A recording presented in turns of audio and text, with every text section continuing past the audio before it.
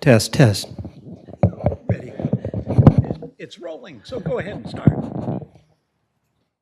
I'd like to welcome everybody to the April 10th, 2019 Public Works Committee meeting. Shelley, could we have a roll call, please? Chairman Lockmiller, Here. Alderman Dimmitt. Here. Alderman Leahy, Here. and Alderman Weggie. Here. Move on to approval of the minutes. Anybody have any changes or amendments? Seeing none. Oh, You mean of the agenda? yes. Yeah. What did I say? Oh, I'm sorry. Yeah, agenda.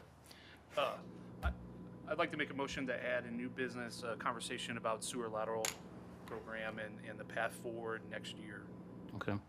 So under old business number 9, where we have the sewer lateral amendment, You can either bolt it onto that or just throw it in the new business, since it would be different than Mike, on. I think so. I'll second that motion. all in favor of the amendment, say aye. Aye. Aye. Anyone opposed?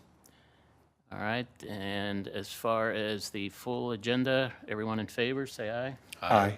Anyone opposed? All right. Agenda will stand as amended. We'll move on to announcements, and I believe we've got a announcement regarding MSD projects in the area. Paula, do Dan need to announce any of this?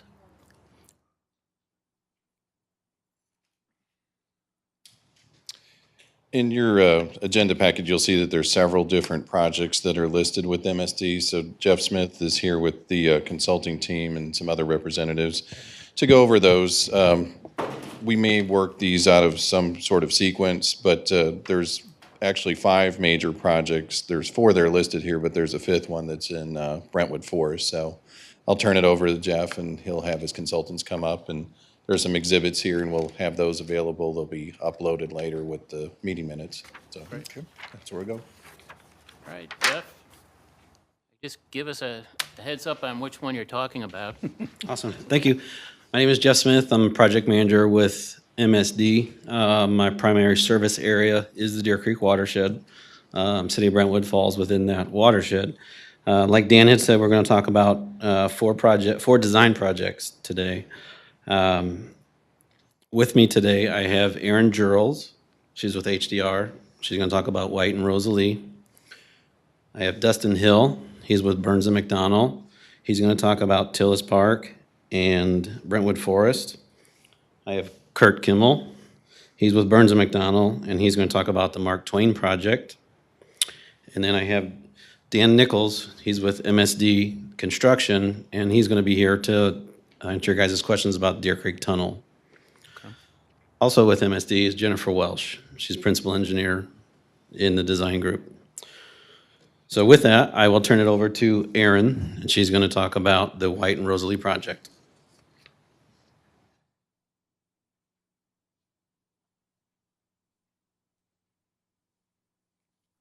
Hello, my name is Erin Drills, like Jeff mentioned. I am the design engineer on this White and Rosalie project. If you would direct your attention to the 11 by 17 handout that I believe was given to you earlier. It's the same map as you're going to see up here. I'm going to use this as my reference to kind of get you oriented on the job. So again, we're going to talk about the White and Rosalie White and Rosalie I&I reduction and Bridgeport sewer separation project. And if you can see on this map, we are currently sitting in this area down here.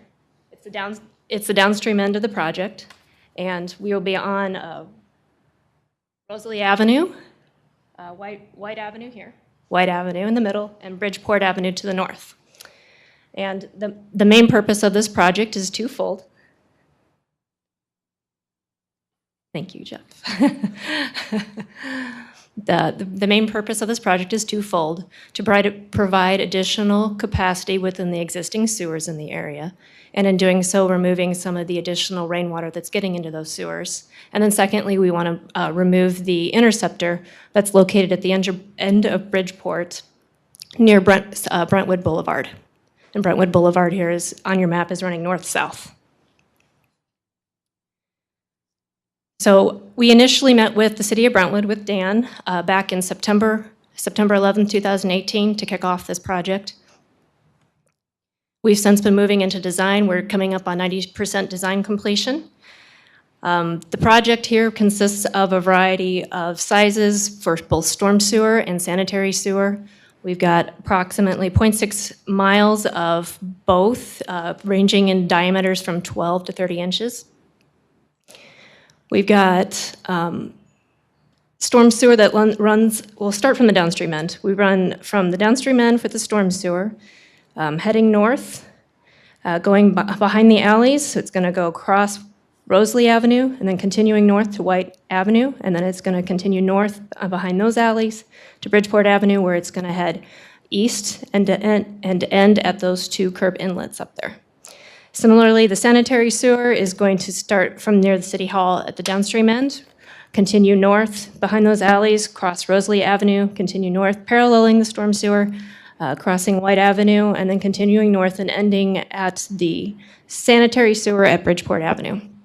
We're also going to have a sanitary and storm sewer that runs on the south side of White Avenues, running east-west, and a short sanitary and storm sewer running east-west along Rosalie Avenue.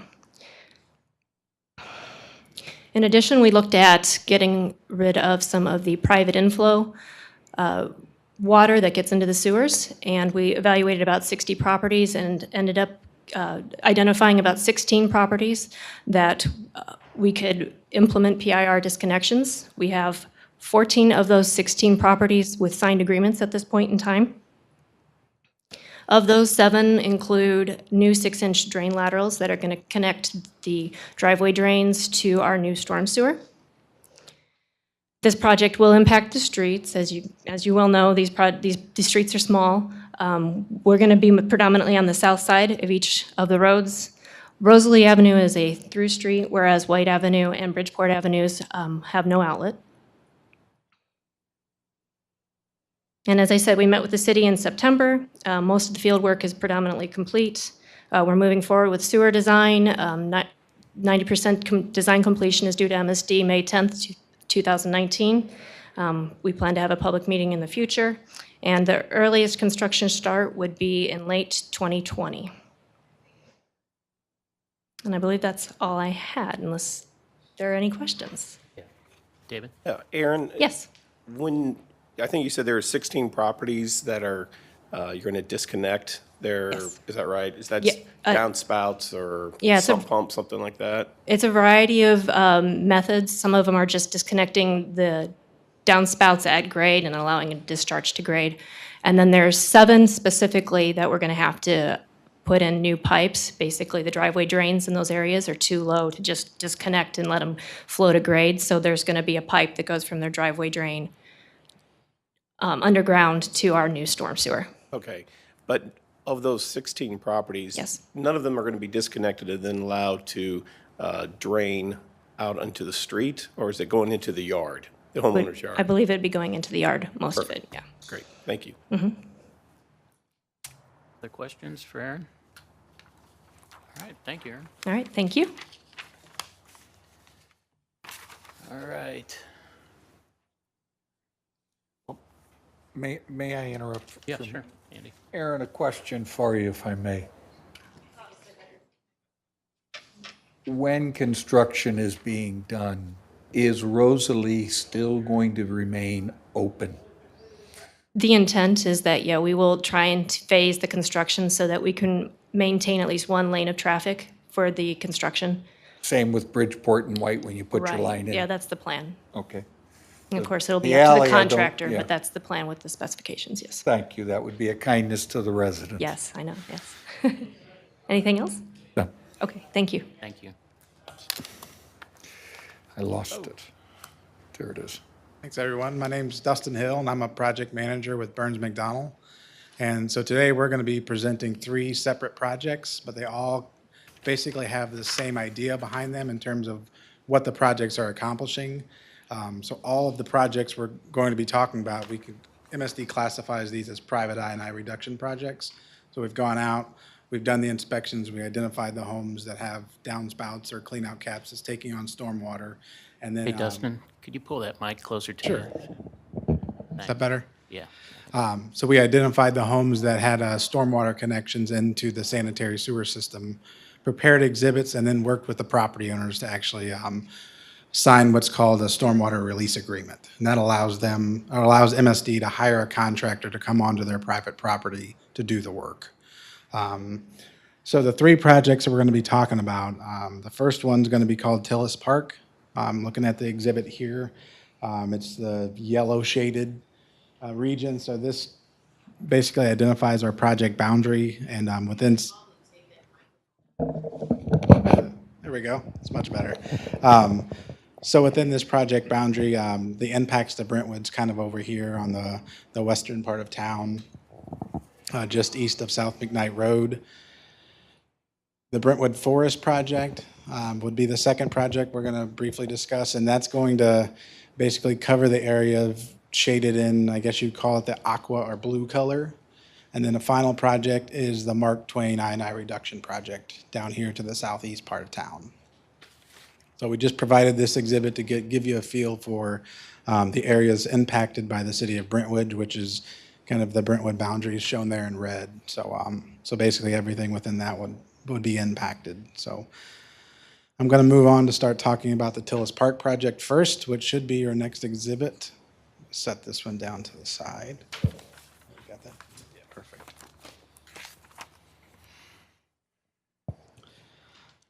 So this next exhibit here is Tillis Park. This project area had a total of 28 properties identified with stormwater connections that MSD would like to take out of the system. So you'll see those highlighted here on the map in red. That's what the red shading represents. Obviously, the impacts to Brentwood would be over here on the east side of McKnight. So there's a total of 9 properties that will be disconnected within the city. And then, as Aaron mentioned, in certain instances, the drains at these residences sit too low on the property to actually drain anywhere. So new storm sewers are being constructed. So within Tillis Park, there are 2 separate storm sewers being constructed. One will be in the York Hills, which is a private street, and we're currently working with those trustees in terms of where that work's occurring at. And then the second alignment will also be along Sonora Avenue. Again, these will both be 12-inch storm sewers that are planned to be constructed within the street right away. Kurt, where you're calling out for those new storm sewers, is there currently a storm sewer in place and this is replacing it, or is this brand new? In most instances, there's no storm sewer there. So in both of these instances, there's not a storm sewer currently available to connect to. So these are new storm sewers that's basically connecting downstream to the nearest storm sewer that's available. Okay. Thank you. You bet. And so I think that wraps up the Tillis Park. Was there any other questions on Tillis Park before we move on?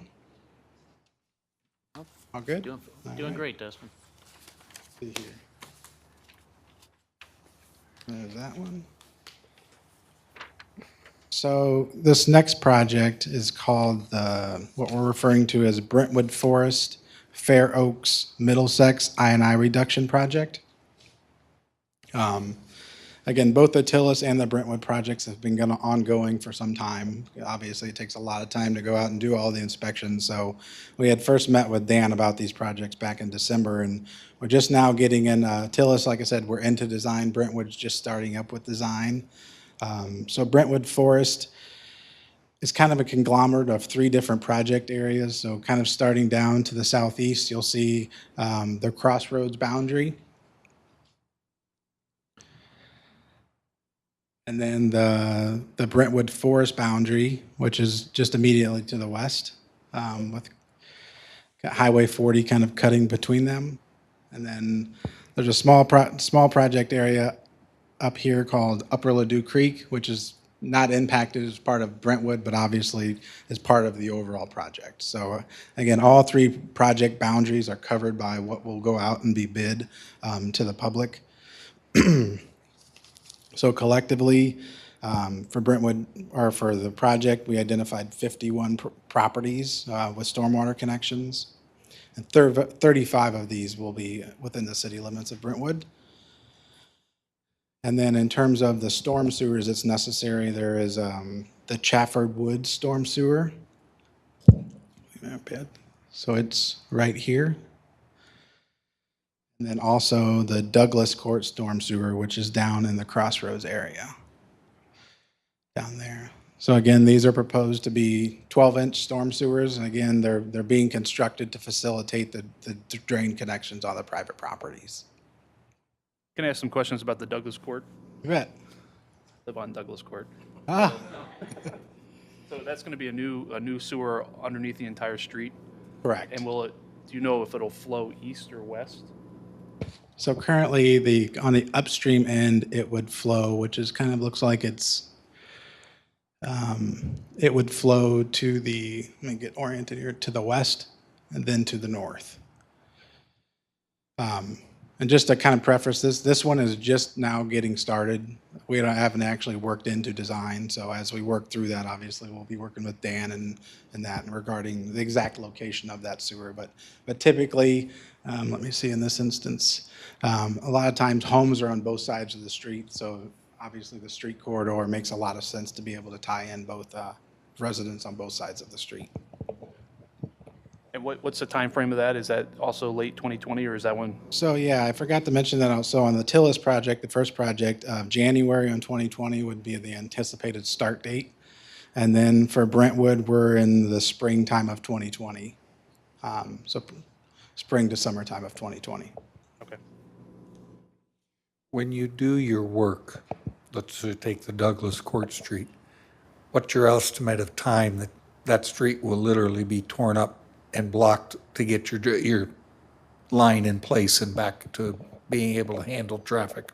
So typically, when you're dealing with these type of properties, what they'll do is they'll build the storm sewer first, just because that has to be in place in order to bring the private drain Out lines. to it. So they'll get that restored, and then they'll come back and do the actual private disconnections. Jeff, I don't know if we like to give out a general time frame on storm sewer construction. So for Douglas Court, it's typically, it's about 700 feet of construction. I don't know if There's a lot of factors that can go into that, weather, different things like that. A rough estimate, it could be a month to 2 months possibly. Again, we won't know until we get out there. Once construction does start, we can get a better time frame and give you a better handle on that. When you put your main line in, you're leaving extensions coming off of it, or you have to leave that trench open to draw the individual home lines down to your main? It would have to be open, but every night before they leave, they would plate it or backfill it with rock so that you can access the homes and people can get to their driveways and that type of a thing. Okay. So it's not like it's going to be an open hole for 2 months. I mean, we'll have to work with everyone to allow access to get back in. But we'd like to get it done as quick as possible. Awesome. Thank you.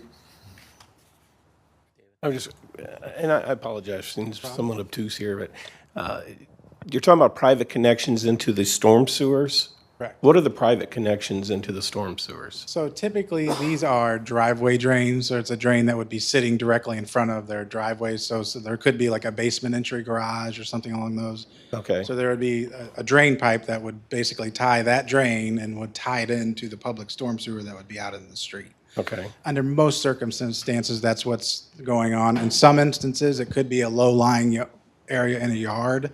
But basically, there's an existing drain there, and we're going to bring in, because currently that pipe would be connected to the sanitary sewer. We're basically going to take that drain where it Okay. lies and just bring a new pipe to the storm sewer. Okay. Okay. So because it's below grade, it's getting tied into the storm, but if you've got downspouts or that type of thing that's above grade, that you're just going to spill out onto the lawn. That's correct. So for all the other sites that don't require storm sewer, there's likely somewhere on the property we're able to take that downspout flow and get it discharged onto the grass. Okay.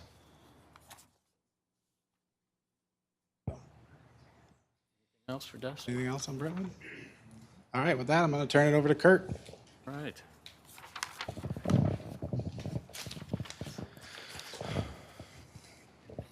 Hello, my name is Kurt Kimmel. I'm also a project manager with Burns McDonnell. The last Burns McDonnell project we're going to be talking about is the Mark Twain I&I reduction project. Everybody's flipped to that in their packets. Up on the board here, I'll give you kind of a general idea of the outline. You can kind of see the project area with this bold red line, just to get your bearings. Deer Creek runs at the south boundary of it. Manchester kind of bisects the center of it from east to west. And then there's Hanley Road on the far east and Brentwood on the far west. So this is a project very similar to the ones Dustin spoke about. We're looking at I&I reduction, those properties that have connections to the sanitary sewer that we're trying to disconnect. We've identified 22 properties in the Mark Twain project that we'd like to do stormwater disconnections on. And of those, about, I think 7 to 8 of those we would need the public storm sewers to make those disconnection. They're those low-lying driveway drains or basement entry drains that we just can't splash into the yard. We have to pipe them out to the street. So both of those sewers, one is about 230 feet, one is about 210 feet, are on the opposite ends of Joseph Avenue. So if you're familiar with that area at all, Joseph Avenue is very high in the middle and drops off toward both ends. So we're looking at 2 storm sewers that would begin about 200 feet from these north-south streets, and then tie into existing storm sewers at the bottom of the street. So where we're at in this process is we have MSD and Burns McDonnell and Dan have met specifically kind of to talk about this area. We understand that there's a flood mitigation project that's ongoing there. So, we didn't want to do work on a property that was, might not be there in a couple years. Or so we've kind of coordinated that as far as the flood mitigation project. We're just getting into 60% design. Survey and geotech borings were completed 2 weeks ago. So once we get into the 60% design and have some drawings, we'll coordinate with Dan about where we put those in the street, so on and so forth. So that 60% submittal I mentioned is due from us in May of 19. Then we go through some different steps and get everything finalized, get a contractor on board. Then we're looking at starting construction in January of 2020. And that's kind of the Mark Twain project in a nutshell. Yes, sir. Kurt, did you all look at anything along Lewis Avenue? We've asked MSD a couple of times to come out and walk the properties with us. The hillside of Cecilia drains into the backyards, and there are no stormwater drains whatsoever down the entire length of Lewis. And they get all the water that runs down, it hits their driveway and runs back and continues the river down through the backyards.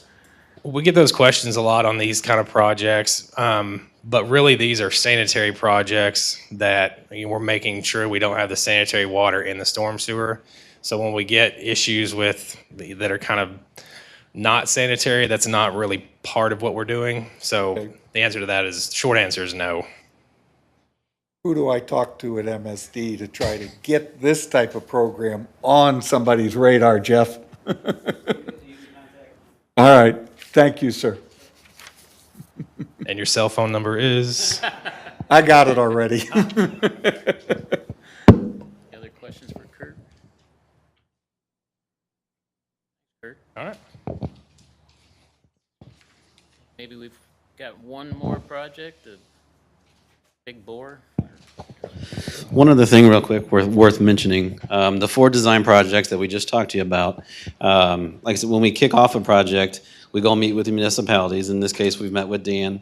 And right around the 60 to 75%, we will do a public meeting where we invite the residents in the area to come, and we'll set up typical, we've used this room before many times. And we will do that again for the 3 remaining projects. We've already done the one, Tillis. We had it a couple weeks back.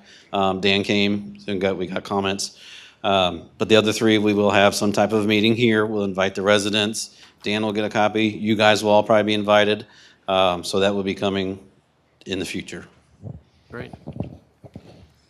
Hey, Jeff, when do you think those meetings would be, just approximately, like 2 months or 3 months from now? We haven't actually scheduled those yet. Once we get closer to the 60 to 75% of the plans when they're done, we're probably 2-3 months out still. Okay. But we make arrangements to probably use this room or the rec center or something, but we'll be in contact with you, and we'll definitely let you know when they are. Okay, thanks.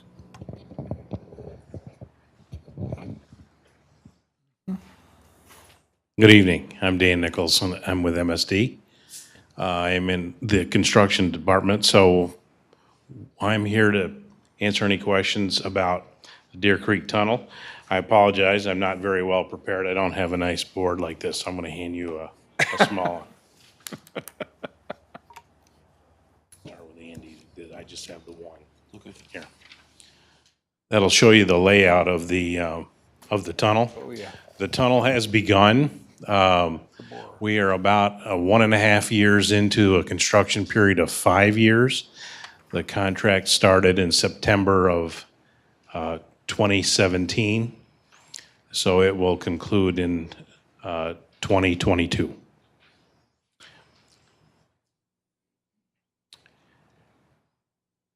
Right now, the tunnel is just east of Laclede Station Road. So we're approximately 3,600 feet in on a total length of approximately 21,000 feet. So it's just about 4 miles long. The tunnel ranges from, I would say, 125 feet to 175 feet deep. So it probably averages around 150. So most of your residents probably will not know that we're going down Brentwood Boulevard because we're quite deep. But there is some chance that vibration may occur, but it'll be very subtle if it does. I would say we're probably somewhere depending on the contractor's production, we're probably somewhere between 1 and 3 months from hitting the Brentwood city line.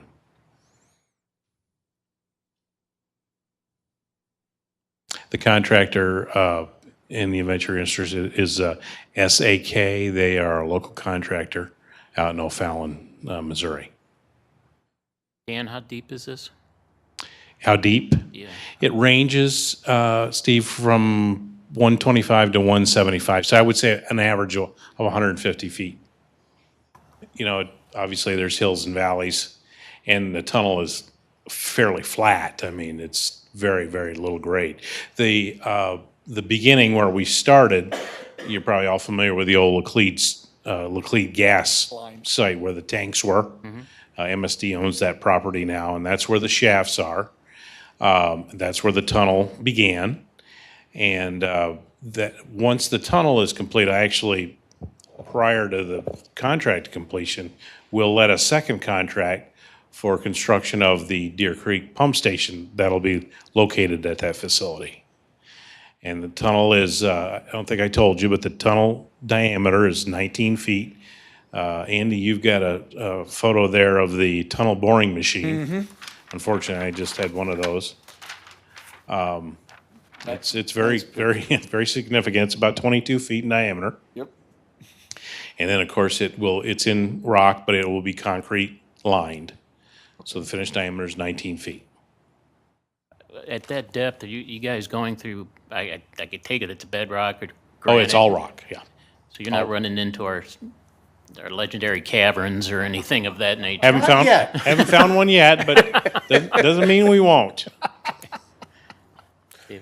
Yeah, what are the red dots? Your red. Oh, those are what we call adits. Those are some locations where we'll sink shafts where there'll be a collection point, and then the line will drain to the tunnel. So there's, I think, 3 of them, Okay. I think, total. Yeah. And this is just solely sanitary, you're holding in those? Well, it'll be sanitary stormwater, because what'll happen is the system will surcharge in a rain event. And that's, of course, what these guys are doing, is pulling a lot of that stormwater out of our system. But right now, there's still a lot, and there'll be a lot for several years to come. What we do is in this event, the stormwater / sanitary flow will go to the tunnel. Once the event passes, the pump station will pump the contents of the tunnel to our sanitary sewer, and it'll go to our lean treatment plant. Okay. So Interesting. it collects everything. It's a very diluted wastewater, but it is true, it is a You wastewater. got to move the sludge. That's right. Along those lines, as you guys separate sanitary from storm, do you see an issue with sanitary and getting that moved now that you don't have that flushing of stormwater moving through some of this material? No, It'll still flow pretty typically well? not, no. And you won't have any No, we have minimum slopes on sanitary sewers, so There won't be any chance of gas backs up? I can't back up say or there'll be no? never, but Okay. it should be minimized, yes. Okay. Yeah, obviously, our sanitary system is not designed for stormwater, but in much of the metropolitan area, the sewers were old and they were a combined system, particularly up north, primarily up north, but it does go to the west a little bit as well. But we are slowly separating the stormwater from the sanitary system. Yes, Andy? Am I going to jump ahead of your presentation and talk? Oh, I don't, this is very informal, so Okay. ask away. Your sedimentation arrangements going through Brentwood Boulevard, so that you know that as you're moving and doing your boring and stuff, hopefully everything above you stays where it's supposed to be, Yes, but if it shifts, there are monitored settlement points, yes. when you put those things in, are you anticipating doing that in the evening hours versus the daytime hours? Because southbound Brentwood Boulevard is always congested, and most of your location points are in that southbound traffic. Yeah, a lot of them, many are in, Already? yes, Super. Then you're Yes. ahead of me. yeah. We won't be able to put them all in, Okay. as many as we'd like, or that's specified, because some just are, it's not gonna be doable. But we have many in, and those are being monitored as the TBM progresses north. Okay. So So there- we hopefully do very little disruption of traffic It flow. should be unnoticeable. Good. Thank you. That's a tough part of your assignment. We'll do our best. And Dan, how long will this total project take? The entire contract period is 5 years. There's, obviously, there's some ancillary work there with those, 3 years left to go. but we have, yeah, I would say the tunnel, once the tunnel is done, then we begin the lining, and we have 4 miles of concrete lining. So, but we'll be done in 2022. I would say probably the bulk of the work we would anticipate right now on SAK schedule to be done in 2021. But we have enough time in there for all the additional work and testing of the system, so. Will MSD need to come in front of the city at all from this point on? I know this is courtesy of MSD just to come in and give us It's informational. But do they need to come in front of us for anything? Okay. And as far as the streets that are impacted, can So somebody that- speak to that? So that was a discussion my plan was to have a meeting with them before this meeting, but we weren't able to make that work. In the past, the city, I think when they started this Deer Creek project, the DC2, DC3 sanitary relief back in 2015, the city entered into a memorandum of understanding on a lot of different items, streets, how they were going to, replace our streets. Also, they were taking some properties and they were going to purchase them and then turn them over back to the city upon the completion of the project. So I was just having a conversation with Jeff, giving all these different projects, whether there was a need for the city to do something similar, and maybe Jeff can speak to that, or Dan. He says that the 4 projects were relatively small with limited impact to residents, but if it's going to require tearing up private driveways, that would be in the agreement with those individual owners. But if it's going to impact tearing off, causing the city to go back and replace a street that was just milled and overlay, there needs to be an agreement that you all will restore those streets completely. So maybe you can speak to that. Yeah, before we would go and bid the project, we would meet with Dan one last time, and what we usually get is we put the City of Brentwood letter that goes into the specifications, and that lists the requirements like working hours, how the streets are to be put back, different things like that. And we can certainly work something out, Bola. We can work something out with Dan. We can spell it all out, how the streets would need to go back, but we can work that out and put that into the documents. I'm just wondering specifically, the contractor that would deal with the streets, that's not MSD, right? You would have to sub that out to somebody? What we do is we advertise the project for 30 days, and contractors come in and select it, and then we have a bid opening, and then the low bid gets the project. Okay. And so that well, however you bid it out, we could put our specs in there. Correct. Great. Okay, thank you. Yes, Bola, could we see that when you guys get that worked up at one of our next future meetings? So we have 2. The first one we did was more comprehensive, and there was an ordinance number 4672, and that was at the start of the DC2 DC project. And then in 2017, there was a letter that I signed, and I think we included it in the city administrator report, but we'll definitely make the board aware of it. Okay. Any other questions? All right. Thank you. I appreciate you guys taking the time to come out. Thank you.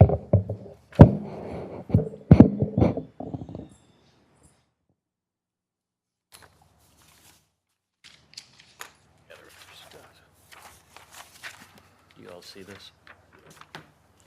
You want to hang this on you? 22 feet in diameter. Huge. Oh, it is. It's massive. I guess we'll move on to citizen comment. Anybody from the audience like to come up for 3 minutes? I see no one. We'll move on to reports by alderman and committee chair. I'd just like to say thank you to Mayor Thornton for allowing me to be the chairman of the committee, and I'd like to thank you guys for making this easy for me. So, and thanks staff. It's been fun.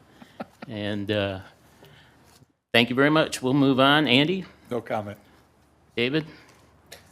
No comment. Brandon? Hey, Dan, can I request an update on the Rosalie pedestrian improvements next meeting, or at some point? That's it. Good. All right, move on to report from our city administrator. Bola, anything? I have no report. Then department reports, I believe, Dan, you've got an update regarding the property next to the firehouse.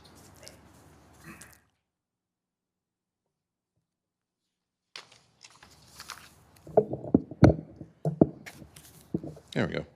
I'm sure you're all aware that we own the property at 8746 Eulalie, just to the east of the fire station. that home is scheduled for demolition, but before we can do demolition, just like we did back in 2017, we have to do hazardous materials testing. So I know that it was built in 1920. I know the outside has what looks like transite siding, which typically had asbestos in it, which is pretty similar to the house that was across the street from the fire station as well. So we'll go ahead. It's actually out right now. The RFP is. It's on the city's website. Those RFPs are due back with the bid results on April 23rd. And my goal is to bring it back to this committee on May 8th. And then assuming that everyone is fine with that, it'll go to the board at the May 20th meeting. And then from there, contract obviously has to be executed. And as soon as it's executed, we can issue a notice to proceed. And in the past, the company that did it the last time around, it only took them a couple weeks to do the testing and send us a report. That report will then be inserted into the RFP for demolition, so that the contractor, who is the demolition expert, knows what he or she needs to take to a special landfill or a hazardous landfill.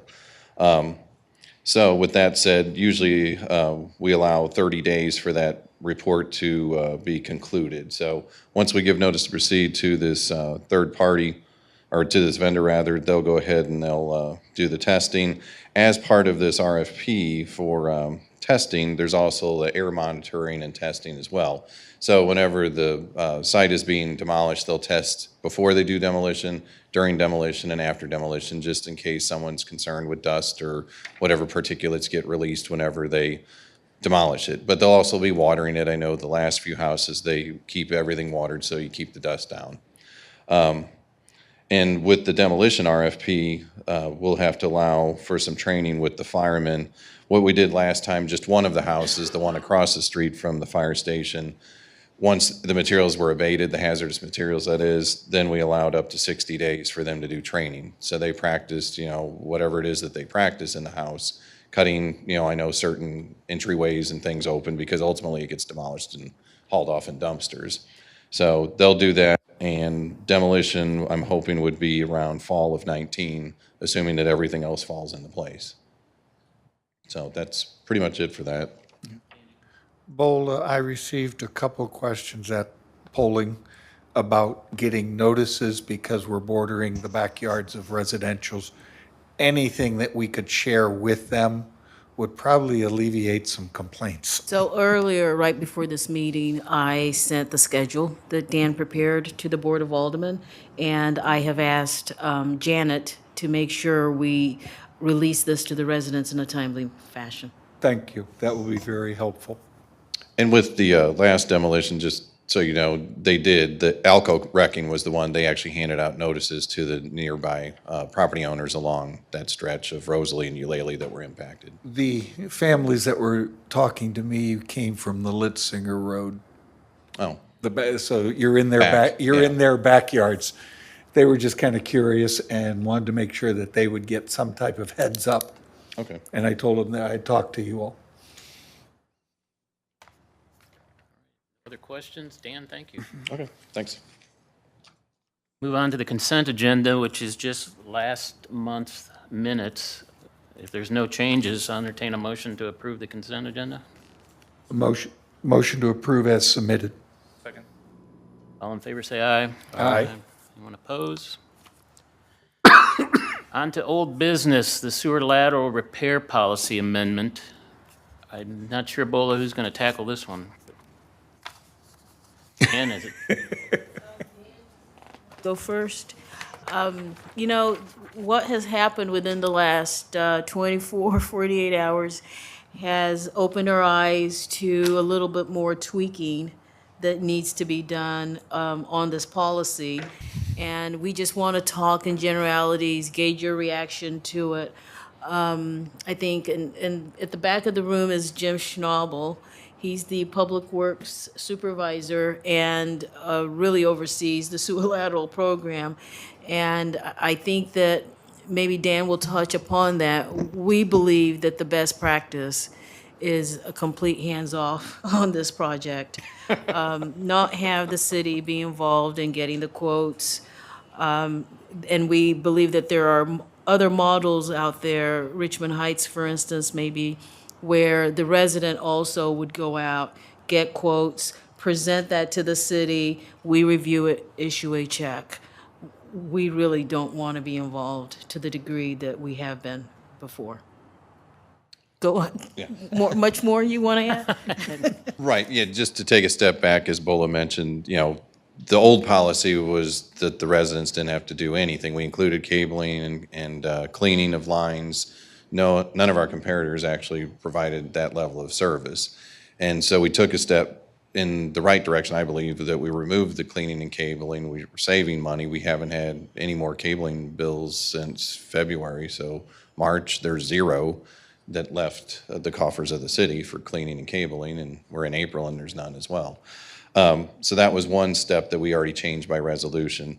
And then the other change, of course, was to lower the repair expense per calendar year from 7,250 down to 3,500. What this does is take another step, again, of pushing more of the responsibility into the residents' corner, and that would be as far as we had put in here as far as restoration, because I think that there was some confusion. Is the 3,500 now the ceiling for the repair, or is it strictly for the sewer, or is that also including a sidewalk, a driveway, whatever was impacted? Typically, these, we're able to do it as a no-dig technology, go into the lateral and make it inside the pipe. But if the riser's the problem and the riser's in a sidewalk slab or it's in a driveway, the program allowed for repair to occur for that concrete or asphalt, as well as the $3,500 for the repair. So this change would actually be to include anything and everything, because if you look at the budget, there is a line item for streets and sidewalks. So if we have to order a yard cart or whatever it is we need for materials, we code it to that line, and then the repair gets coded to a different line. So the 3,500, the question is to this committee, do you want to include sidewalks, streets as part of the 3,500, or is the 3,500 strictly for the repair of the sewer and then the city winds up paying for the restoration?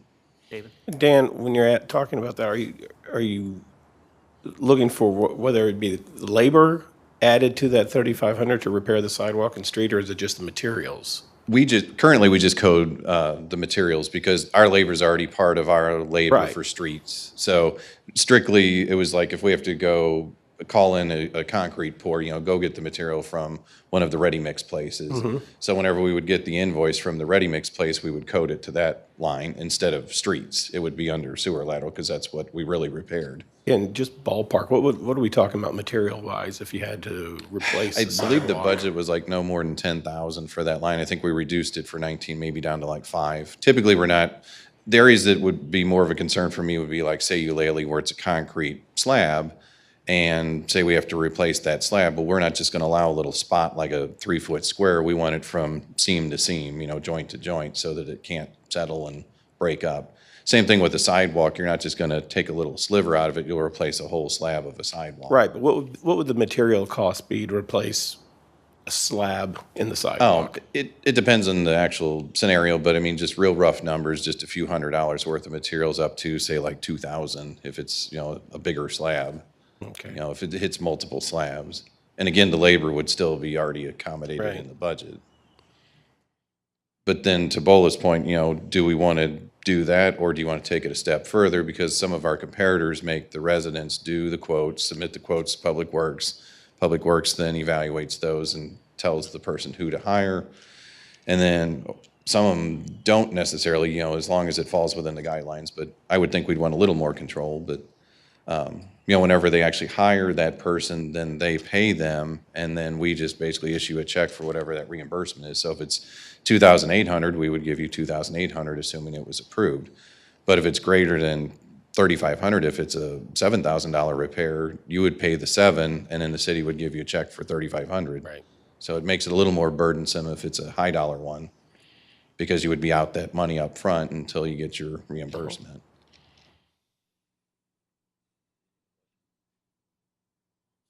So right now, This was more for a discussion. It's like, here's where we were, here's where we kind of would like to be, and then if Jim wants to add any more based on his experience, that'd be helpful too. but right now, if you got to go out and dig up the street, we're doing that work after the sewer's been completed, right? Right, because the way it was with like XL Construction, if it was deep and they would do a dig solution, they would dig down, they would fix it. If they had to tear out a slab or saw cut asphalt and we have to put hot mix back, they would just put rock in its place, leave, and then street department would come and fix it. Because it says replace sidewalks, driveways, and streets, and at least in the driveway part, I think that kind of sounds like we're replacing the personal driveway. In some instances, the riser, your clean out would be in a driveway. I know that there was one over on Madge that person was on the north side, and I know that their riser and their clean out, for whatever reason, it's probably a 40-foot wide lot, but instead of putting it anywhere in the grass, they put it right down the driveway, and that's probably just the way the toilets and the stack lined up in the house.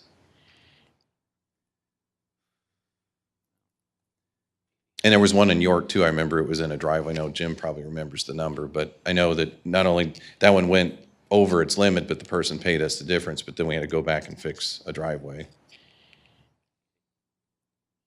If I understand where we're headed, you're looking at the homeowner to get the full bid and let you know I need to do the work type thing. You're going to say, yes, go ahead and do the work. In that bid proposal, somebody's going to comb through it and say, this is how it prices out. And by the way, this curb or this street or this sidewalk, if they leave it just rock padded, the city will come in upon notification and pour and fix that for them later. Or maybe a day or two after the contractor's been completed, is what you're telling us?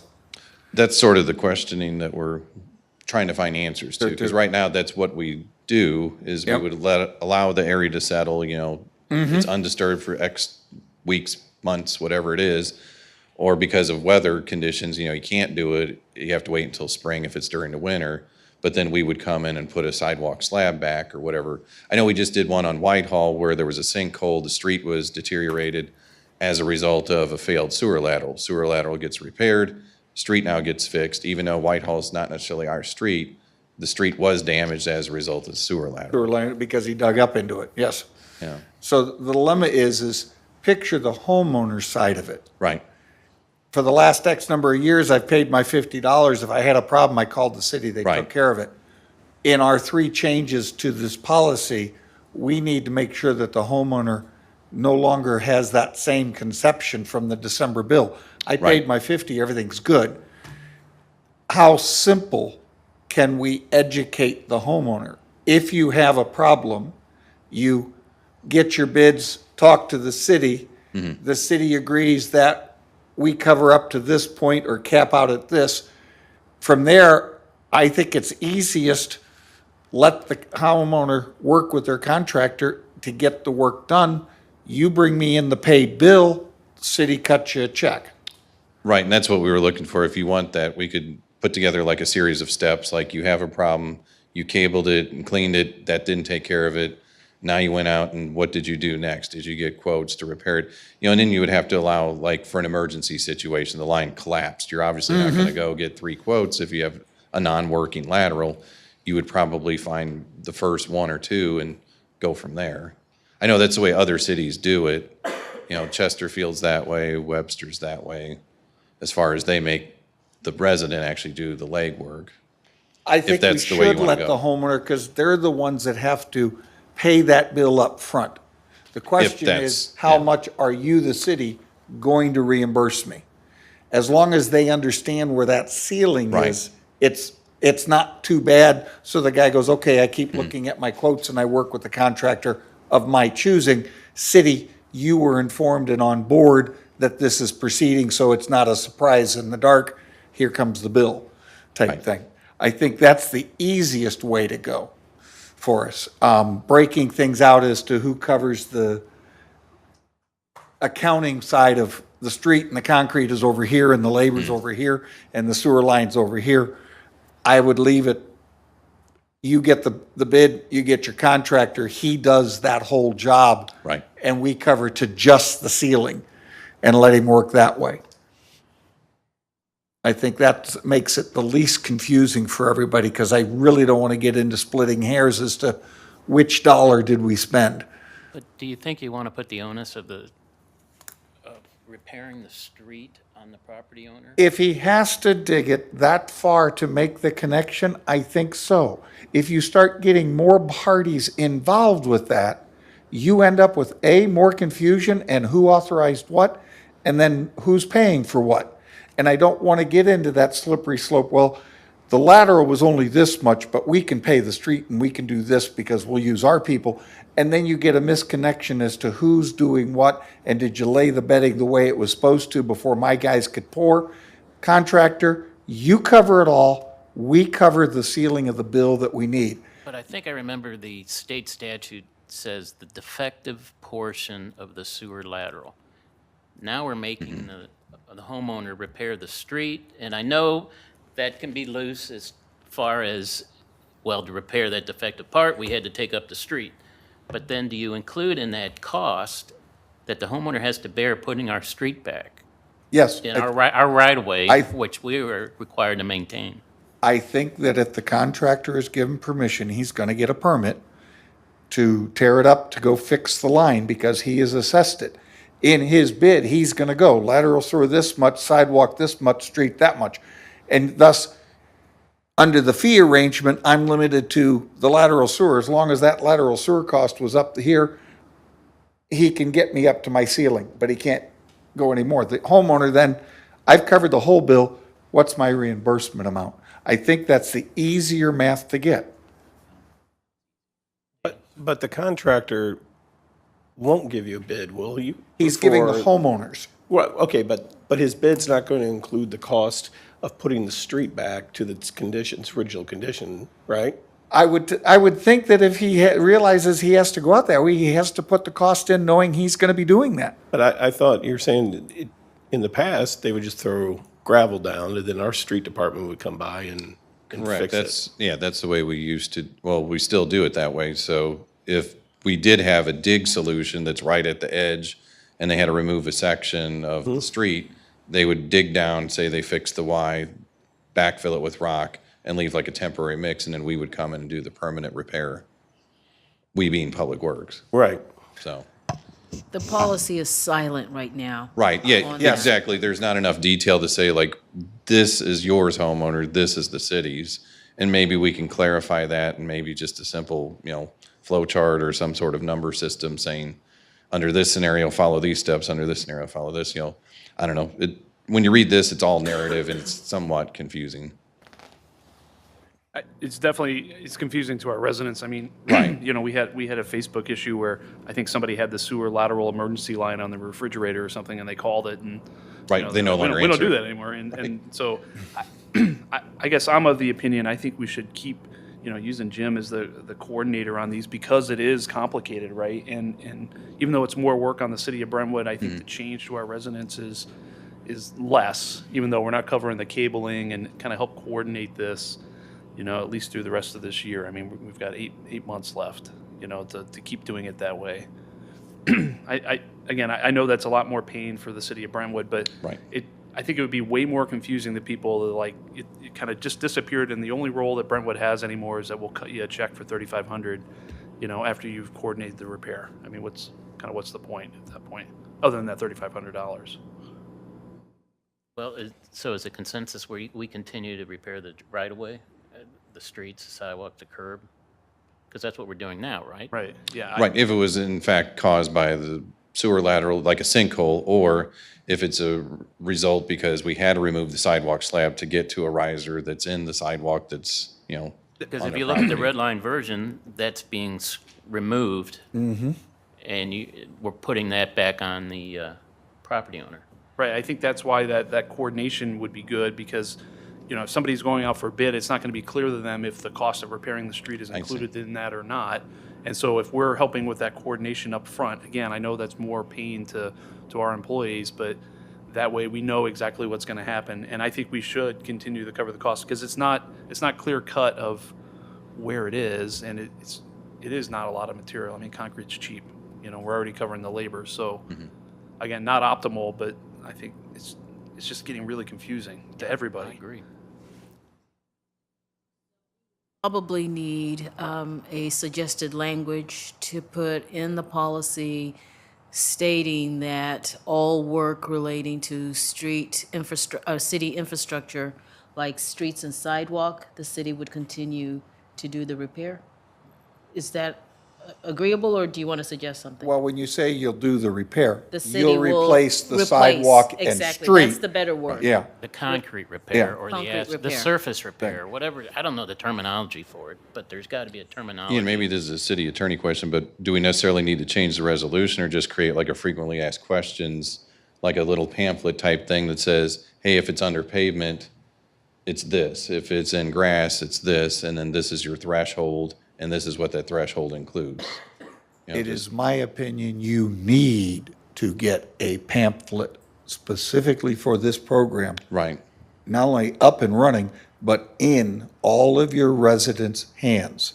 For years, they've all paid the 50. Right. And have this mental picture. We've changed the rules on them, and they haven't been given, what's the new program? I paid my 50, why am I not getting it? And thus, we're in trouble. We have, I can look at the budget, Yeah. communications. But we have put this up on the website. This is on the website. But It's in they the don't go to newsletter. the I website. They So don't- we need to do a mailer They to make- each household. Yes, we need to get the information out. We've changed it enough that there is a perception that we have not communicated very well to them. And, So this would be timely, yes, and it would lessen, well, it would be more efficient, I guess, if we didn't have to take this to the board and then put it in a frequently asked question, and then do a quick turnaround to get this in a separate mailer Right. to each individual household. That's why I thought instead of changing this, which then I know has to That's have a good. reading, why not just make a little brochure, which maybe you could put on a postcard or have a link on that postcard if somebody has the ability to go to a computer. Yeah, I mean, I've pulled this up on the website, and I mean, it's very comprehensive of everything that's going on, but, you know, like what the property owner should do is at the bottom of the first page, right? I mean, I think we could clarify it a little bit, like, Okay. you know, we're not doing this, and I don't know if we can call the, you know, the sewer lateral hotline people and tell them to stop telling people that we're not doing sewer lateral repairs anymore, or just give them a little more yeah. instruction. We told them that we're still doing it, you're just not taking the Right. call and forwarding it to Gateway or whoever to Right. go ahead and cable it. It's like, there is still a program. All right. Another issue that came up recently was issue about a lien waiver. Yeah. And while we're not actually paying the contractor, can we require the contractor to always give the homeowner a lien waiver? Well, in our current scenario, we do pay the contractor, so we would get an invoice, assuming that it's within that $3,500 threshold, we would get a bill, pay it, and then the resident doesn't pay anything. If it's over, then the resident pays the overrun, you know, and the city pays up to the $3,500. But if there's an issue with the general contractor who's ever doing the work, and then like a material contractor doesn't get paid or something, and they file a lien on the homeowner's policy, on the property, a mechanic's lien, I mean, is there just something we need to be putting in as part of that process, a lien waiver? I believe what you're asking, like whenever we would contract it out, we would get that as part of the process of billing. You know, we get an invoice and then there's the waiver with the invoice saying, you know, or an affidavit swearing that he's paid his material supply house or whoever he used. Right. So that would kind of cover you in the event that, oh, by the way, you know, this person didn't get paid. It's like, well, you've got an affidavit saying that he did pay you. Yeah, I'm not an attorney, so I don't, but I'm just wondering if that's what we can do. Or are we doing that now? I guess it, We weren't except in one special case, and that was because the person asked for it. And then Jim, I know, was able to contact the vendor, get that for that first repair that was done, and turn around and give that to them. Andy? the dilemma that I have is, it sounds like the payment for work or services rendered is being done in conjunction with both parties versus the homeowner getting the work done, paying the bill, and submitting the request for a reimbursement. Which Right, we way don't are do we that. operating? The first, the We are paying in conjunction with it. In if that, it's an overrun. Okay, Because we get so- an estimate, so if Jim gets an estimate, it's 2,800, we're to expect 2,800 unless there's some mitigating circumstance, and then they'll call him and say, hey, we thought it was this, and it's changed. In a method of which we hit a bill that runs over our ceiling, when you pay the contractor the $3,500, you haven't paid the full bill. So I could see Right. the contractor saying, I can't issue you a lien waiver till full payment has been made, I see. type thing. Thus, I can see that becoming a stickling point to work with. Well, the homeowner paid this much and the city paid this much, and we're gonna leave this much in dispute. Now you got three parties fighting with each other. Is there a way of getting around all of that? I think Jim might have some answers. Yes. Come on up, Jim.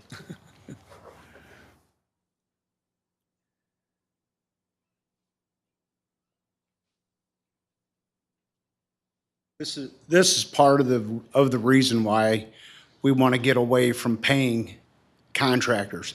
We want to get to the homeowner getting their bids, hiring their own contractor, paying the bill, then we reimburse them. That way, this lien waiver is none of our business. It's a civil matter for the homeowner and the contractor to deal with. I think that's a wonderful way to proceed. I do too, it's a lot cleaner. Now, That way, it takes us all right, out of the picture. let me ask a follow-up question if I may. Sure. We are agreeing to pay a portion of the bill because that's the $50 that you paid for the program. How do we verify that the work that was done is done to standards, to correction, whatever you want to term it, other than here's the bill and I stopped digging, so it must be right?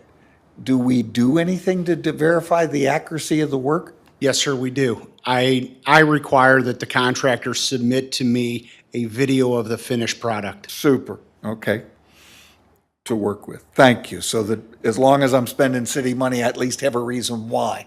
I Thank have a you. complete file on my computer at my desk of all Each the of the jobs works. that have been done for the last year and a half. Thank you. Brandon? So I think we're given conflicting direction here, though, right? One is to continue the coordination so that we're dealing with the repairs to the streets and the sidewalk that still be in the mix, and then we're also saying, get out of the mix completely and just write them a check at the end. Yep. I think we're confusing everybody.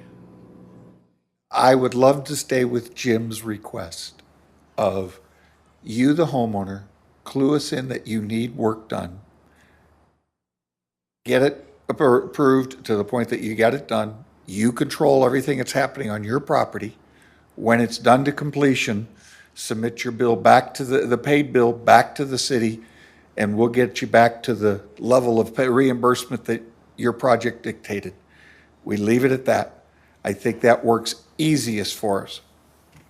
It's not like we're recreating the wheel here. Somebody's doing this somewhere. Can we just copy what they're doing? I mean, is there somebody, another municipality that basically we can follow their policy on this? I believe Richmond Heights and Clayton both do it that way. And those are the two off the top of my head. I think there are other municipalities that also do it that way. What They you're repair gonna, the street and the repairs sidewalk? I don't know. No, that's all part of the repair of the sewer. Yep. If the sewer lateral caused the damage to the street, typically that would be that there was a joint that was broken and dirt and fines and such that were under the street got washed into the sewer. It was the result of a broken sewer lateral. And that is something that is part of the total bill. The problem that might come up that elected officials would hear about is if it's a, let's say, $4,200 bill, would anybody have that kind of money lying around to make the payment and then ask for the city to reimburse? That could be a possible concern that might be expressed to you all. Well, in this day and age, I believe most people have credit cards. It still does create and bag of It problems does, it does. to work with. But Bola, my bigger issue there is when you give me my bill, and this is why last year I asked that we, since we were running into trouble, terminate the policy completely, get us back financially to the point that we reimburse the borrowed money, and walk away from this. That's a homeowner's responsibility. They have to address that problem. The dilemma that it can create is a home inspection arrangement. I don't have the cash, I can't make it happen. Now I've got bad plumbing through this house, and God knows how long it will take me to get it fixed. But for $50, I should get something for my trouble. We just need to do a much better job of just defining, you get this much and that's for this and that's it. The rest of it comes out of your pocket. Well, let's take a look at Richmond Heights and Clayton and then come back with an identical policy. Everybody all right with that? Open the, Further information is always good. yeah. All right, Jim, thanks. Very well. Yeah.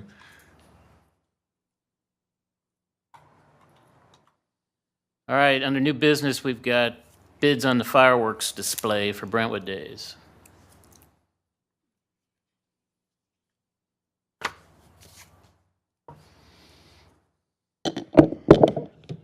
Good afternoon.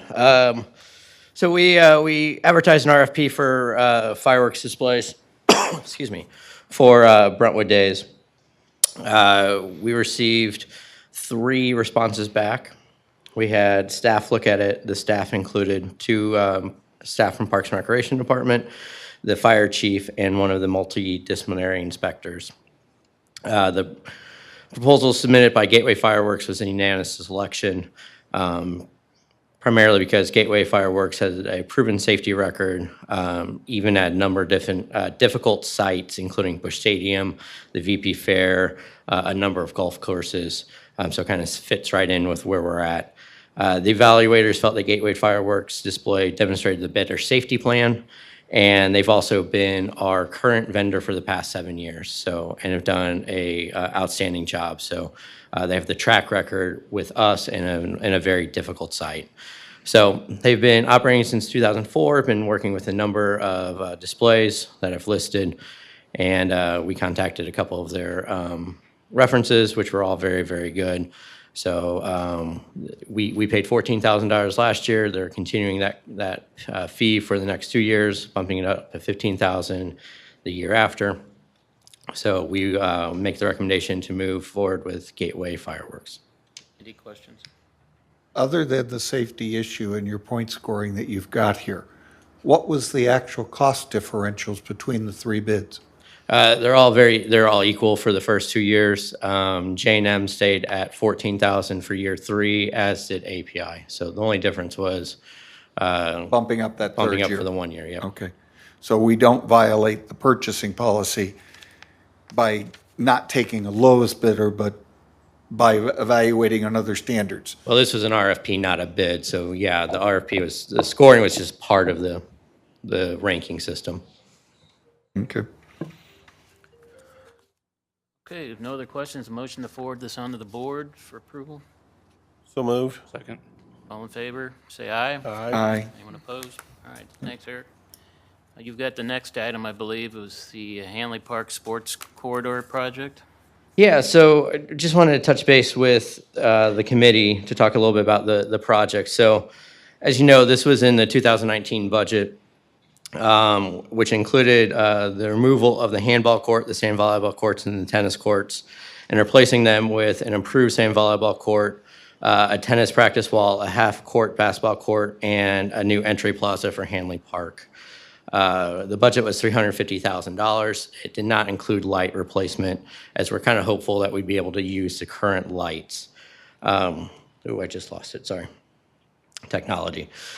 We had a project kicked-off meeting with Planning Design Studio in February.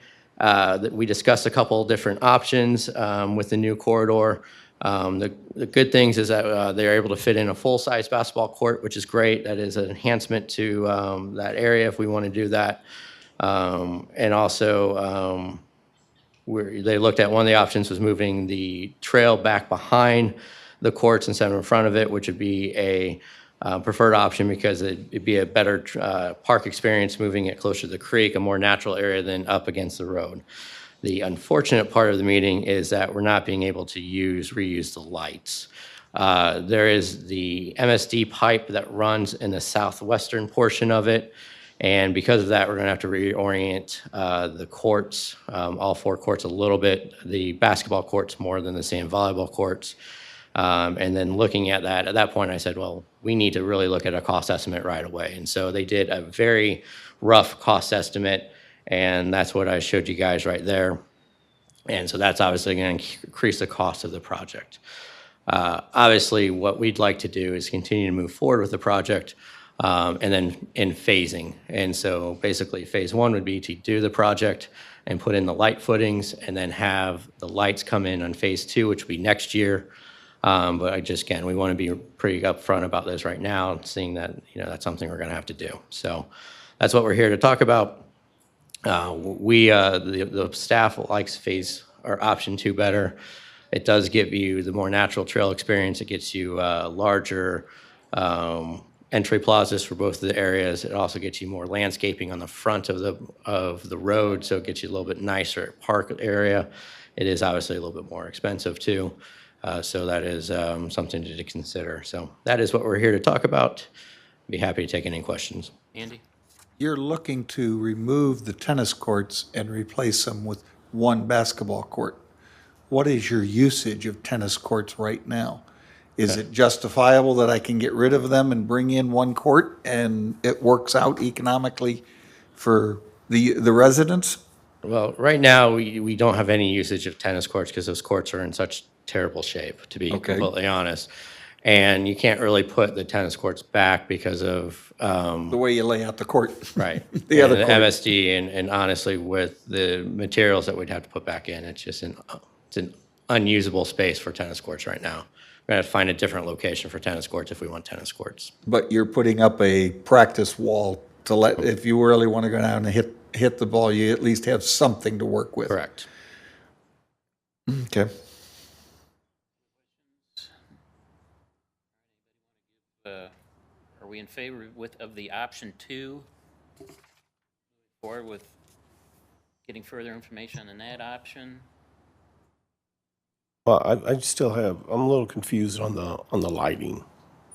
Do we have to incur that cost regardless, or, because in here we've got it with or without the lighting cost, is that right? I'll tell you, we didn't have the lighting cost because we're hoping to reuse it. Now, I can tell you, we use the sand volleyball courts 4 nights a week for leagues, and then we rent them out other nights.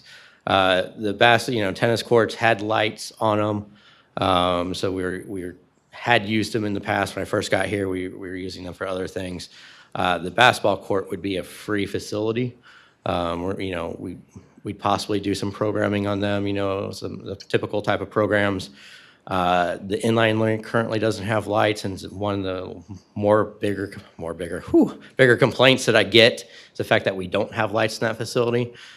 It doesn't mean we have to put lights on there. I mean, that is a consideration, but you already have the electric there. It's just rerouting it in the footings. But again, you see the cost. Lights are not cheap. I will tell you, in the community that I go to in the summer, putting lighting in on the basketball courts, the community uses that one court all day and night. So lighting makes it more friendly for the residents to use. And yeah, if you want to break it out, 382,000 this year and another 120,000 next year, so you can get your lights in afterwards. Capital-wise, I think it's reasonable. My bigger problem is how our budget shapes up with working through the Manchester arrangement. Do we have the luxury of keep changing? We did a $480,000 park up at Brentwood Park, or not Brentwood, at Oak Park at the top of the hill at arrangement. We're looking still at doing something down here at Brentwood Park and getting you a garage if we can get something there. But we keep spending hundreds of thousands of dollars on this side. That is the typical cost for these projects. They're not cheap. I'm not concerned. Eric, are you concerned? And I think if we run into problems budgetary, we'll let you know. But right now, I don't see any concerns. Okay. Thank you. I'm Eric? just cautious. In your capital expenses for this year, you got 350,000 budgeted for this. Correct. And then you've got something else up here called Hanley Park Design and Bid Documents for almost 54,000 additional dollars. Is that related to this? That's to do the design work. Okay, but that's not in this. No, that's what the Plain Design Studios cost of putting the design and the bid documents together. So if you're going to go over your budget with this option 2, where's this money coming from? 32,000. Well, this is still the what this part is right now. We haven't done any actual design work. This is a very rough order cost estimate to make sure that where we're at. It's basically, if you look at it, it's like $12 at a cost estimate, and typically we go high. So there's a chance to look at it, cut, and sharpen our pencils to be completely.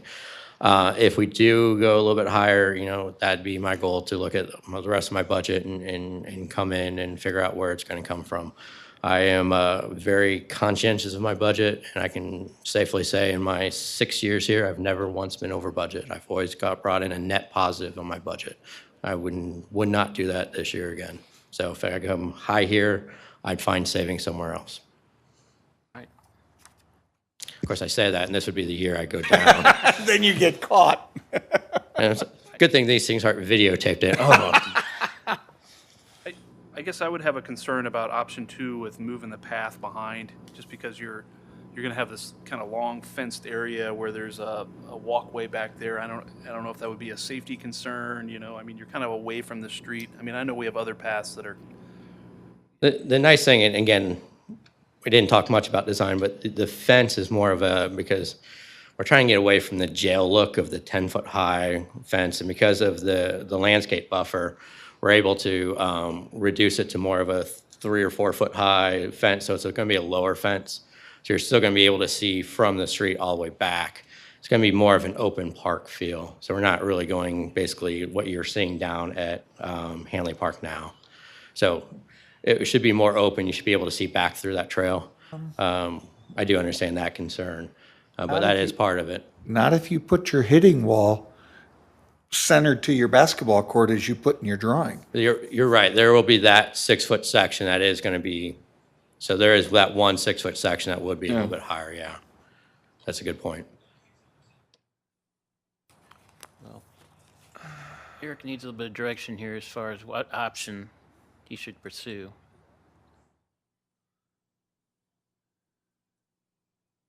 He's recommending option 2, correct, Eric? Excuse me. We prefer option 2 just because of it gives you the more landscape buffer, it gives you the more natural area, but again, if you, we'll do either. Well, I personally would prefer, and I appreciate Eric putting all this work together, I prefer, if we're going to do it, go over budget, or go over what we're eyeballing, I would prefer just sticking with option 1. Number 1, it reduces the amount of money in addition to what's budgeted. And number 2, it does address the issue that Alderman Weggie raised in terms of moving that path. Because I have heard, believe it or not, I've already heard from 2 constituents who are concerned, raised the exact same concern that Alderman Weggie did. And they said they would feel a little uncomfortable running on the backside, even though you could see, and maybe that's part of the problem. I didn't realize that. I couldn't tell that when I was looking at the drawing. Sure. No, I understand.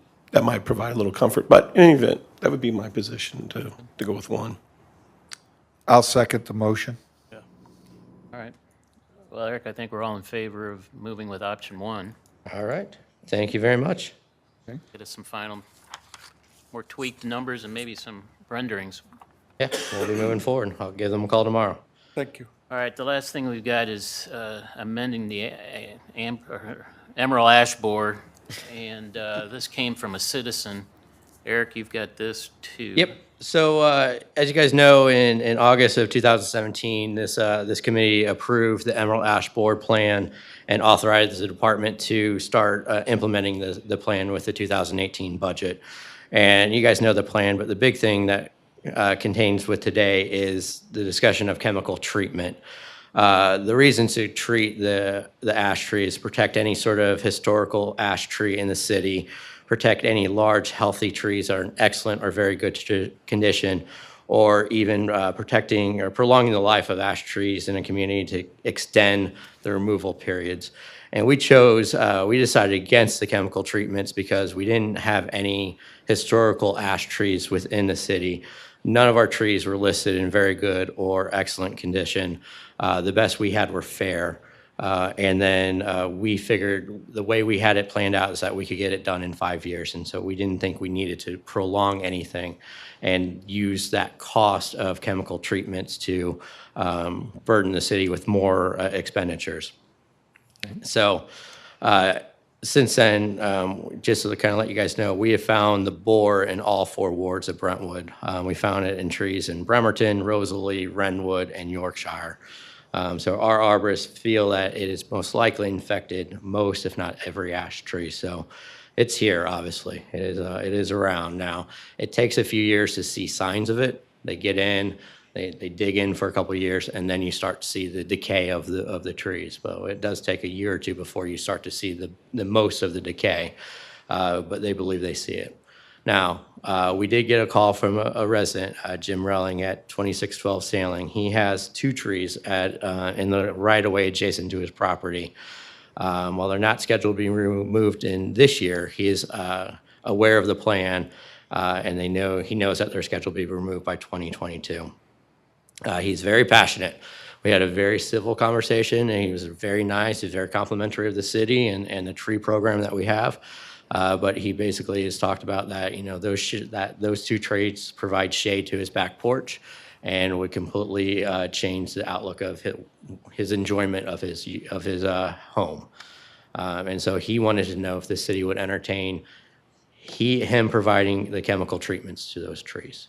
And would we entertain that? So we talked about it in a staff meeting. And the city attorney said the city, if we'd want to entertain it, the city could enter into an agreement with the resident, but would suggest the following bullet points, which you had, that we do a full upper canopy evaluation to ensure that there's no borers up in the trees.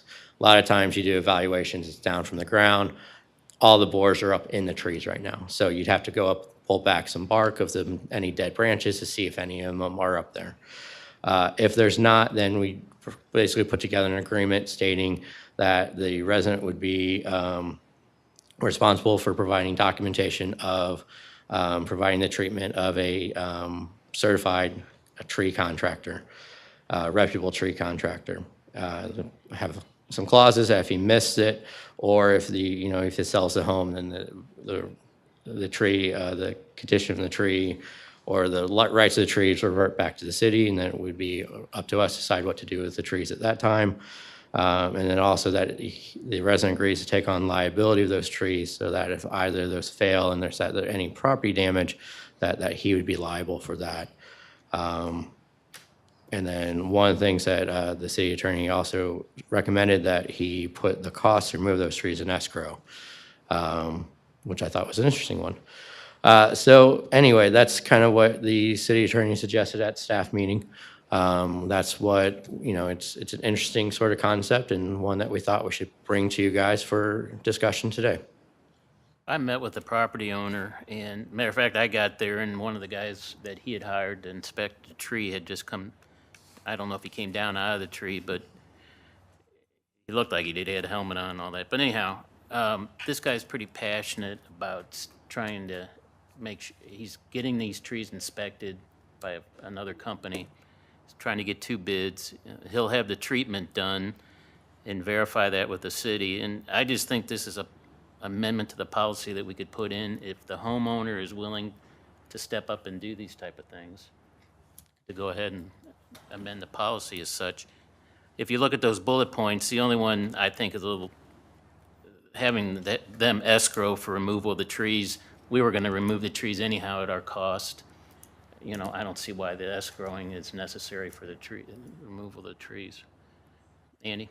I'll second where you're headed with this. I guess a couple questions I have, Eric, and I'm going to direct them to you. Our policy takes care of the trees in the right of way.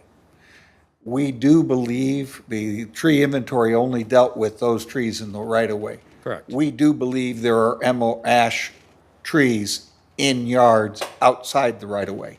So even if we knocked out, I think it was 480 trees that we had identified as ash trees, we had not eliminated all the ash in the city of Brentwood.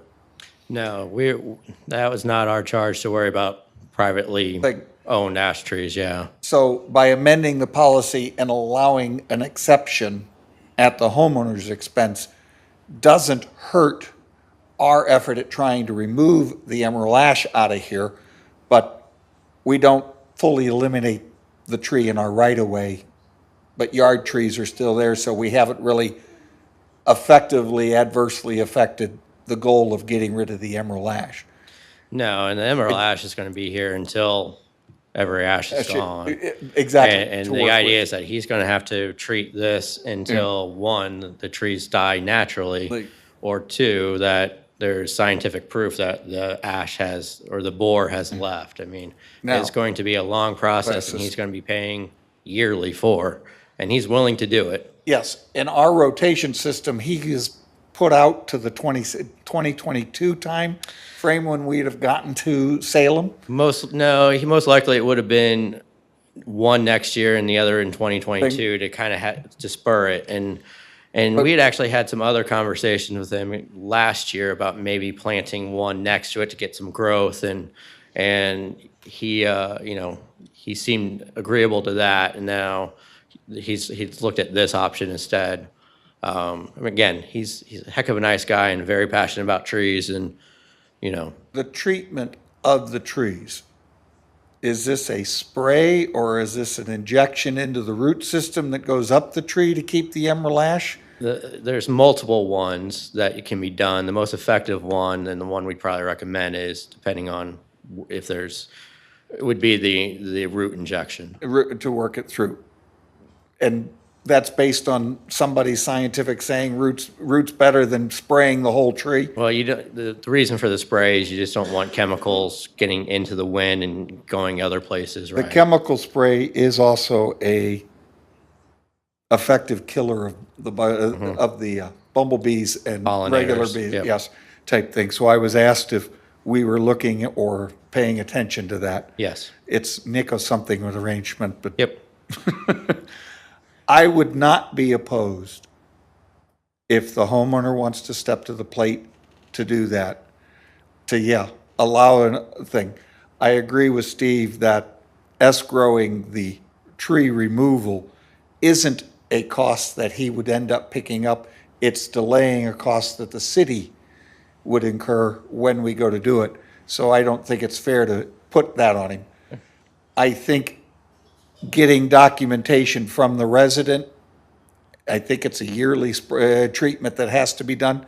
As long as he stays current with that, and maybe a reminder notice that, hey, we need to see it this year to work with, I think that would be a very good gesture on the city's part. We're just trying to carve right here. This is not specifically for Jim. This No. is to carve out an agreement. To make it through. Yeah. I guess this would be directed to Bola. My concern is that a homeowner's policy would not cover damage to somebody's house, a neighbor's house, if this tree fails. And so do we have assurances from the city attorney that a homeowner's policy would in fact cover that? We have Or- not asked that question. Okay, because I will tell you just my very limited knowledge of this is if I have a tree on my property and it falls and you live next door to me, my tree falls and hurts, damages your house, I'm not liable for that unless the tree was in dangerous condition. I knew that the tree was dead and had a likelihood of falling. My homeowner's policy wouldn't pick that up. However, if I knew that it was dead, then my homeowner would pick up any damage if you sued me. I just want to make sure that, I love the idea of adding the city as an additional insured. I just want to make sure that that it would cover something like this. It was the city attorney's recommendation, so I would assume that he's confident about it, but it's obviously, we didn't go much further past Need to be staff meeting. specific and ask. Yeah, we didn't go much further past staff meeting. Yeah. Because we were bringing it here first. Okay. And we need to make sure that the resident, who I'm assuming will be okay if this moves forward, then of course agrees to it. So our thought process, if it gets approved today, then the first thing is doing the upper canopy evaluation first to see if if there's a healthy tree. And he even said, look, if the trees are infected, I understand completely, and then I will agree that the city needs to cut them down. Well, just to kind of follow up on that, let's assume that this plan goes in place. If the tree does get infected, would we still be able to go ahead and take it down if it's a city-owned tree? Yeah, that would be one of the clauses of the, Okay. yeah. Well, then I'm not too terribly concerned about the homeowner's insurance because, So you don't want us to ask the question? well, go ahead and ask anyway, sure. But because if we do an inspection, we see the tree's Yeah. dead, as long as we have the right to go ahead and take it down, even if he's Yeah. treating it. Okay. Vote. Brandon? Are these the trees behind the house or in front of the house? These are in the right of way in front of the house. So the two by the street? Yeah.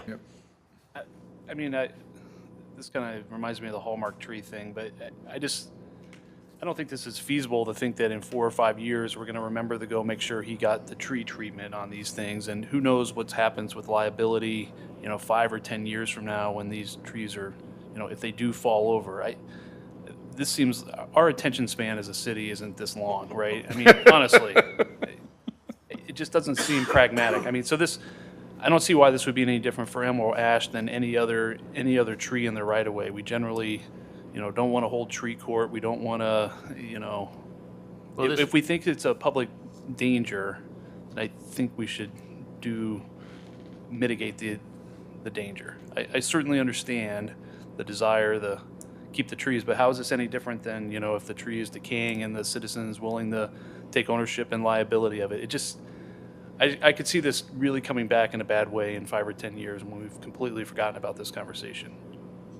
Well, if you use your Internet Explorer and put it in your calendar that says, I need to talk with Mr. Riley on such and see something, and it pops up and the city just sends him out a postcard saying, we need to see the inspection and the treatment plan has been done and paid for so that we're good for the next year.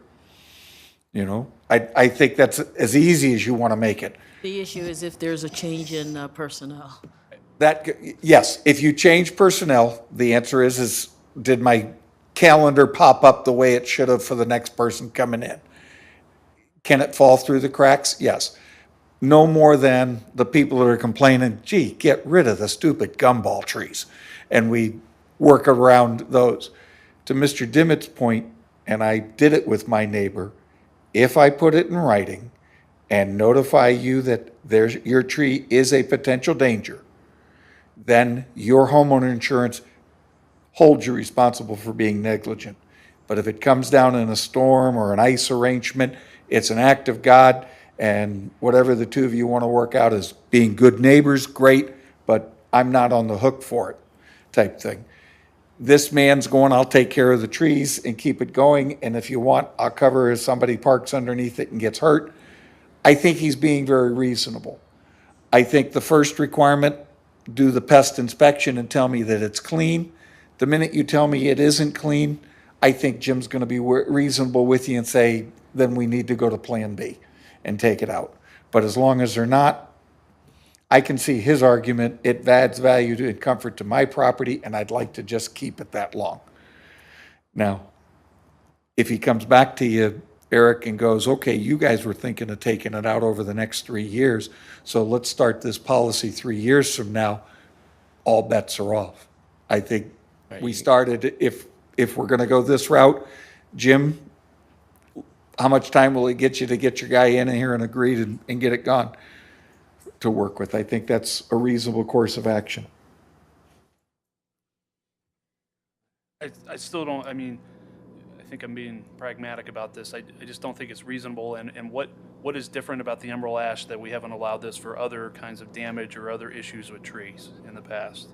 Right? Are we going to allow any citizen who wants to take ownership of any tree that's in the right of way to assume the maintenance and the liability of it? No, Well, this- what happens if the owner comes to you and says, I really do want that gumball tree down, I'll pay to take it out, will We've you heard let me that, do it? And I raised that issue with the city attorney. He seems to see it differently. Yes, because, and I can see, We'd be hard pressed, because we've had residents that have offered to Oh. take them down, the sweet gumball trees. yep, I agree with you, but this resident has threatened to sue the city. he hasn't, As nice as he's been about Been it, nice. He said he'll fight this to his Well, he's dying gotta get day. to. to his dying day. Now, the But small, you know, what I'd say, good or bad, to Alderman Wegge's point is that right now is that none of the trees are, we're taking a proactive approach and trying to take down healthy trees so they don't become infected. When we started the Emerald Ash Borer plan, at this point, we feel like a lot of them have become infected. The Emerald Ash Borer plan, and it's when it was started by many municipalities, were basically take down healthy trees so they don't become infected and become a liability. So the argument could be made that if these trees are healthy, there's nothing wrong with them. If you treat them, they'll stay healthy. That could be the argument. And you are doing, by ward, a rotating maintenance program of all the trees, aren't you? So Correct. it's We not do like that this every, is- well, the pruning, you're right. We take a look at them every year. Yeah. Would that Every 4 include years. checking to make sure the tree isn't dead? Yes. Okay. So every 4 years, We get eyes on every tree in every ward, and by no means do we not look at trees in the rest of the 3 years, but And your emerald ash borer policy, that's just for emerald. This is a policy just for that species of tree. Correct. We're not talking about other trees. It's Correct. just for this policy. yeah, because this is a unique situation. It's like Dutch elm disease and any type of those type of weird things. This is a pest that's killing every ash tree in the world. Mr. Chairman, I'll make the motion that the city entertain making an exception to the Emerald Ash, to the requirements listed in the memo, less the escrow requirement for taking trees out at the end result. I'll second that, with the caveat that we're still going to ask the city attorney about coverage with the homeowners policy. Okay. Well, do you have any problem with also bringing this policy back here to the committee before it Oh, I have no problem whatsoever with that. so we can review? Yeah. Yeah, the agreement would come back here once it Okay. is Just wanna make sure written that- by the city attorney. We're not just writing this in. Okay. All right. Now, the only question I have, actually, it hasn't been voted on, I'm sorry. I'm jumping ahead. The motion should be withdrawn because all we're doing is research at this point. Right. So I'll We're withdraw just the looking for, motion. Eric's just looking for direction. Okay. Okay. Yeah. So at this point, we don't need to go to the board or anything. I can go to Mr. Relling and see if he wants to do it. Yep. Okay. And the thought here is that this would be, it's not just for this individual property, right? So we're saying for any emerald ash borer, if the private citizen wants to Step to the plate. start doing it, Under these bullet points. then we would need to clearly communicate that out to everybody, that this is an option for people. I will tell you that my wife asked if I would consider doing this a little bit more than a year ago when the city approached us to take ours out. And I told her that reasonable things, no, I wouldn't have stepped to the plate like Jim's asking to for treatment and all of that. It was just not going to happen. But she was like, gee, I'd love to know. Now, the city worked with us and she got to pick a replacement tree and that calmed her. But Jim stepped to the plate saying, I'll put money behind everything I want to do here. I think it's a reasonable course of action to at least try to accommodate. Right. Thank you, Eric. Thank you. And we'll move on to citizen comment. That doesn't look like we've picked Yeah, up any. Mr. Chairman, we have one agenda item added. Yes, that's right. that's right. Right, so sewer lateral, we just went through that whole rigmarole. I think we got to start wrapping this up, and I think we should give direction to staff to research, make a recommendation of what do we do in 2020 for that. There's been this municipal insurance program that we would have to adopt by ordinance, but then, we wash our hands of it. Basically, I'm proposing we give a recommendation to come back, next month with a proposal of how do we wrap this up in 2020, so we make sure we have enough time to communicate it out of what we're going to do in 2020. I'm not opposed to where you want to go with it, but I understand from the city attorney and from the city administrator's report, we also have to address, what do you do with the $160-something thousand that has been borrowed from general revenue that we have to cover? So somewhere, we're going to have to continue charging residents for a service we're not doing, but to get that money back in to make everybody whole. So I think we need a way of addressing that before you can tell me how to wrap this But whole it's thing up. likely that hole is going to get deeper this year, so Big time. continuing to dig a hole doesn't help figure out how we're going to fill it. So Yep. I'm okay with that being part of it, but I mean, we've talked about this for 3 years and it's gotten worse and worse and more confusing and more confusing. So let's put a light at the end of the tunnel on this thing. Move the staff, do further research to bring us a closing. A direction to come back. I mean, again, it seems to me that QER program or whatever you found, that seems like a viable option. I'm not, saying that's the one, but, it seems like there's options out there to get Brentwood out of the sewer lateral insurance business. I'll second your motion to have that on the next month. All in favor? Aye. Aye. Dan, you've got direction there. Anything else? Motion to adjourn, your Chairman. Second. All in favor? Aye. Aye. Thank you.